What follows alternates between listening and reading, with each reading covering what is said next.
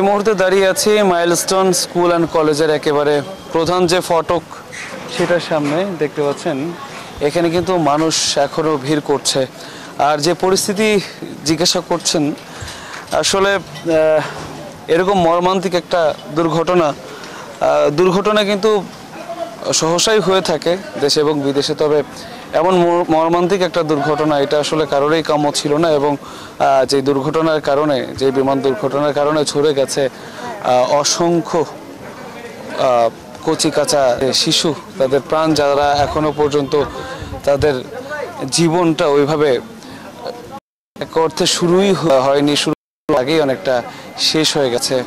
শুনিয়েই হয়তো বা তারা এসেছিলেন স্কুলে খুব স্বাভাবিকভাবেই, অনেকের অনেক ছিল, কিন্তু সেই বাস্তবায়িত হওয়ার আগেই সেটাকে একটি 4 দিন আগের একটি বিমান সেই স্বপ্নগুলোকে কেড়ে নেয়। এবং শুধু শিক্ষার্থীদের না, তাদের যারা পরিবার ছিল, তাদের পরিবারের স্বপ্ন কিন্তু সেই সাথে নিঃশেষ হয়ে যায়।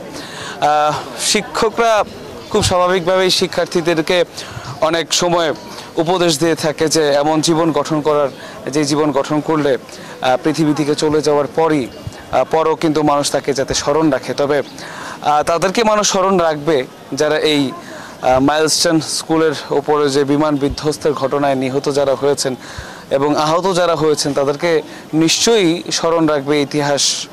ওয়ালটন টেলিভিশন মাত্র 25,490 টাকায় পাচ্ছেন গুগল টিভি। তবে তারা ঠিক যেভাবে জীবন গঠন করে ইতিহাসের অংশ হতে চেয়েছিল, ঠিক সেভাবে কিন্তু সম্ভব হয়নি। তো এখনো পর্যন্ত কিন্তু আমরা দেখছি যে এখানে শোকাবহ একটা পরিবেশ বিরাজ করছে।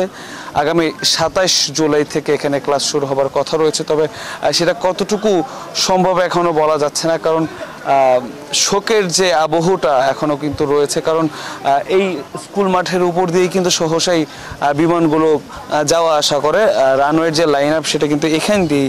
এর ফলে তারা স্বাচ্ছন্দ্যে যে মাঠের উপর দিয়ে চলে যেত, হেসে খেলে বেড়াতো, সেই মাঠের উপর দিয়ে এখন তারা আগের মতো হেসে খেলে বেড়াতে পারবে কিনা বা নিশ্চিন্তে তাদের স্কুলে আসতে পারবে কিনা, সেটা নিয়ে কিন্তু একটা শঙ্কা তৈরি হয়েছে। জানিয়ে রাখতে চাই, ক্লাস শুরু না হলেও এখানে অফিসিয়াল যে কার্যক্রম সেটা কিন্তু চলমান রয়েছে। আমরা দেখেছি যে প্রশাসনিক যে কার্যক্রম, শিক্ষকরা কিন্তু ভেতরে আছেন, তাদের মধ্যেও শোকের যে আবহটা সেটা কিন্তু এখনো পর্যন্ত কাটেনি। কারণ নিজেরা যে শিক্ষার্থীদেরকে শিক্ষা দিতেন, সেই শিক্ষার্থী এবং সহকর্মী এবং শিক্ষার্থীদের যারা অভিভাবক, অনেকেই তারা এরই মধ্যে হারিয়েছেন। এর ফলে তাদের জন্য এখানে অফিস করাটা বা এখানে এসে কাজ করাটা কষ্টকর হয়ে পড়েছে। তবুও কিন্তু জীবনের নিয়মে স্বাভাবিক হতে হয়, চলতে হয়, নতুনভাবে শুরু করতে হয়, তেমনটাই একটা চেষ্টা চলছে। এবং তারা আশা করছেন যে আগামী 27 জুলাইয়ের মধ্যেই এখানে ক্লাস শুরু হবে। তো এই ছিল এখনকার মতো আমার কাছে সর্বশেষ।